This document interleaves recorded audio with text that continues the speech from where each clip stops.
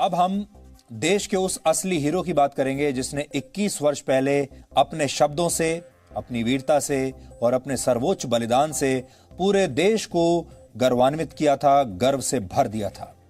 आज पूरा देश कारगिल युद्ध के हीरो शहीद कैप्टन विक्रम बत्रा को याद कर रहा है। 21 वर्ष पहले आज ही के दिन कैप्टन विक्रम बत्रा कारगिल की चोटी .4875 को पाकिस्तान के कब्जे से खाली करवाते हुए शहीद हो गए थे। उस वक्त कैप्टन विक्रम बत्रा सिर्फ 24 वर्ष के थे।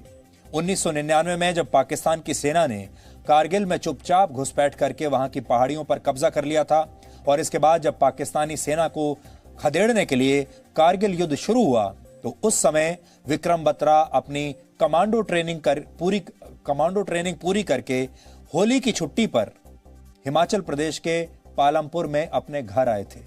युद्ध शुरू होने की सूचना मिलते ही कैप्टन बत्रा से उनके एक मित्र ने कहा था कि अब उन्हें भी वापस जाना होगा ये छुट्टियां छोड़कर, इसलिए वो अपना ख्याल रखें और सतर्क रहें। इस पर कैप्टन विक्रम बत्रा ने कहा था कि चिंता ना करो, मैं तिरंगे फहराकर लौटूंगा और तिरंगे में लिपट कर लौटूंगा, लेकिन मैं वापस जरूर आऊंगा। उनके ये शब्द आज भी लोग याद करते हैं। कारगिल युद्ध से पहले कैप्टन विक्रम बत्रा कश्मीर में ही 13 जम्मू कश्मीर राइफल्स में तैनात थे। घर से ड्यूटी पर लौटने के 18 दिन के बाद ही उनकी यूनिट को 19 जून 1999 को यह आदेश मिला कि कारगिल की चोटी .5140 को पाकिस्तान के कब्जे से खाली कराना है। ये कारगिल युद्ध में उनकी पहली बड़ी लड़ाई थी 24 वर्ष की उम्र में। कारगिल की चोटियों पर बैठी पाकिस्तानी सेना से लड़ाई आसान नहीं थी, लेकिन सधी हुई रणनीति और वीरता से कैप्टन विक्रम बत्रा और उनकी यूनिट ने .5140 की लड़ाई जीत ली और वहां पर तिरंगा फहरा दिया। इस चोटी को बाद में टाइगर पॉइंट नाम दिया गया। विक्रम बत्रा के नेतृत्व में ही यह ऐसी लड़ाई थी जिसमें उनकी यूनिट के किसी भी सैनिक की जान नहीं गई थी। .5140 की जीत ने भारतीय सेना में एक ऐसा जोश भर दिया था कि फिर कारगिल की एक के बाद एक चोटियों पर ऐसे ही तिरंगा लहराने लगा। पहली बड़ी जीत के बाद कैप्टन विक्रम बत्रा ने जो शब्द कहे थे वो उस वक्त ही नहीं बल्कि आज भी पूरे देश में गूंज रहे हैं और ये शब्द हैं, ये दिल मांगे मोर। विक्रम बत्रा के ये शब्द पूरे कारगिल युद्ध का नारा बन गए थे। इसके बाद 29 जून 1999 को कारगिल की चोटी .4875 को खाली करवाने की तैयारी हुई और इसके लिए फिर से कैप्टन विक्रम बत्रा की टीम को बुलाया गया। यह लड़ाई भी बहुत मुश्किल थी क्योंकि यह जगह 17,000 फीट की ऊंचाई पर थी और .4875 बहुत तीखी ढलान वाली चोटी थी जहां पर चढ़ाई करके युद्ध लड़ना और ऊपर बैठे दुश्मन को मार गिराना बहुत कठिन काम था। लेकिन कैप्टन विक्रम बत्रा और उनकी टीम ने यह ठान लिया था कि इस चोटी पर तिरंगा फहराकर ही लौटना है। कैप्टन विक्रम बत्रा शेर शाह के नाम से भी जाने जाते थे। चोटी पर बैठे पाकिस्तानी सेना के कमांडर ने यह कहा था कि शेर शाह ऊपर मत आना, वापस नहीं जाओगे। इस पर कैप्टन बत्रा ने जवाब दिया था कि 1 घंटे में पता चल जाएगा कौन जाएगा और कैसे जाएगा। ऊपर से पाकिस्तानी सेना की भयानक गोलीबारी के बीच भी कैप्टन विक्रम बत्रा दुश्मन तक पहुंच गए और अपने साथी कैप्टन अनुज नैयर और दूसरे वीर जवानों के साथ मिलकर पाकिस्तान के बंकर और पोस्ट उन्होंने नष्ट कर दिए। और इसी भयानक लड़ाई में 7 जुलाई 1999 को पाकिस्तान के 5 जवानों को मार गिराते हुए कैप्टन विक्रम बत्रा ने भी देश के लिए सर्वोच्च बलिदान दे दिया।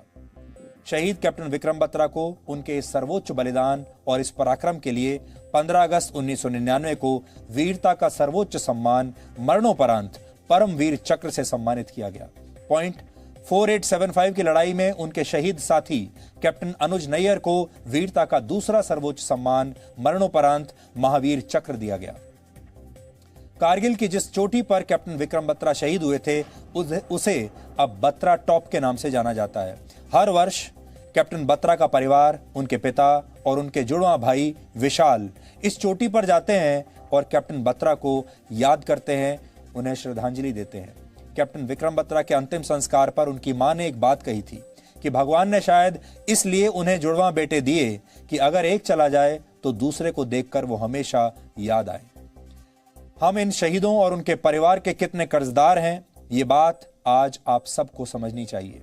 ये महत्वपूर्ण है कि हमें इन वीरों के पराक्रम और सर्वोच्च बलिदान की कहानियां याद रहें, पता रहें और हमारी अगली पीढ़ियों को भी ये पता रहे, ताकि हमें ये पता चल सके कि हमारी सुरक्षा और देश की रक्षा के लिए कैप्टन विक्रम बत्रा और कैप्टन अनुज नायर जैसे न जाने कितने वीर, कितने युवा खुद को बलिदान कर देते हैं। भारतीय सेना ने विक्रम बत्रा को याद करते हुए आज एक वीडियो जारी किया है, जिसमें नए भारत के लिए संदेश ये है कि अगर देश चाहता है कि विक्रम बत्रा जैसे वीर वापस लौट कर आएं, तो सभी देश के सच्चे नागरिक बने, क्योंकि जब तक देश के नागरिक सच्चे नहीं बनेंगे, जब तक वो अपने कर्तव्य नहीं निभाएंगे, तब तक ऐसे सैनिकों की शहादत भी बेकार चली जाएगी। I answered my country's call. I gave my life, my best, my all. Durge Mata ki Jai. I am Captain Vikram Batra and I am back. 9th day of the 9th month, I came home. 7th day of the 7th month, I am back. General Joe, told me one time, everything you want is on the other side of fear. He patted my back. He knew I had his back.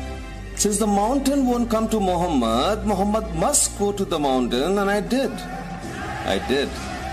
Impossible took a little time. Difficult was done immediately, but I was not done with Jack. I had promised my CEO I will be back. 21 years down the line, ye dil phir mange more. So countrymen, if you want me back, be a citizen worth fighting for.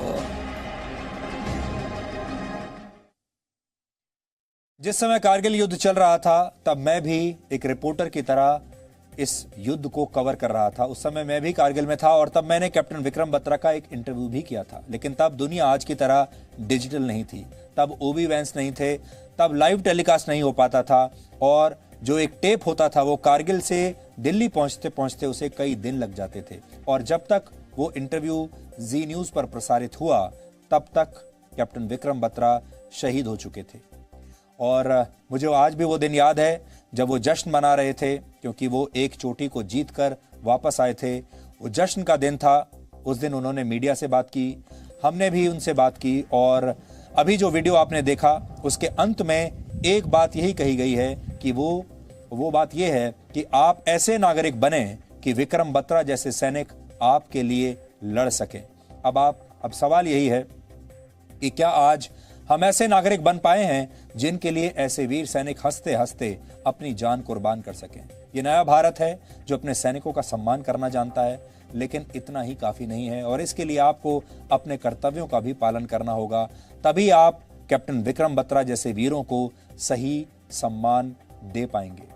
जीवन और मृत्यु हमारे हाथ में नहीं है, लेकिन जब आप देश के लिए जान लुटाते हैं, देश के लिए पुरुषार्थ करते हैं, देश का सम्मान करते हैं, तो मृत्यु भी आपका कुछ बिगाड़ नहीं सकती, क्योंकि आप हमेशा जीवित रहते हैं। कैप्टन विक्रम बत्रा से आप ये सीख सकते हैं कि जब आपका सामना जीवन की चुनौतियों से हो, तो इन चुनौतियों की चोटियों पर जीत हासिल करके आप कह सकें, ये दिल मांगे मोर। जब उन्होंने ये शहादत दी थी, वो सिर्फ 24 वर्ष के थे और आपने देखा होगा आपके आसपास 24 वर्ष की आयु में कितने लोग ऐसे हैं जो देश के बारे में सोचते हैं, जो देश के लिए अपनी जान भी दे सकते हैं। इसलिए युवाओं को खास तौर पर इससे प्रेरणा लेनी चाहिए। और आपको ये भी बात बताना चाहते हैं, मैं आपको ये बात बताता हूं कि उस दिन विक्रम बत्रा का इंटरव्यू किया था, लेकिन वो इंटरव्यू आज हमारे पास है नहीं, क्योंकि दुर्भाग्य से उस समय जो लाइब्रेरीज थी वो डिजिटाइज्ड नहीं थी और वो इंटरव्यू कहीं इसी तरीके से हमारे पास नहीं रहा। इसलिए आज उस इंटरव्यू को मैं बहुत मिस कर रहा हूं।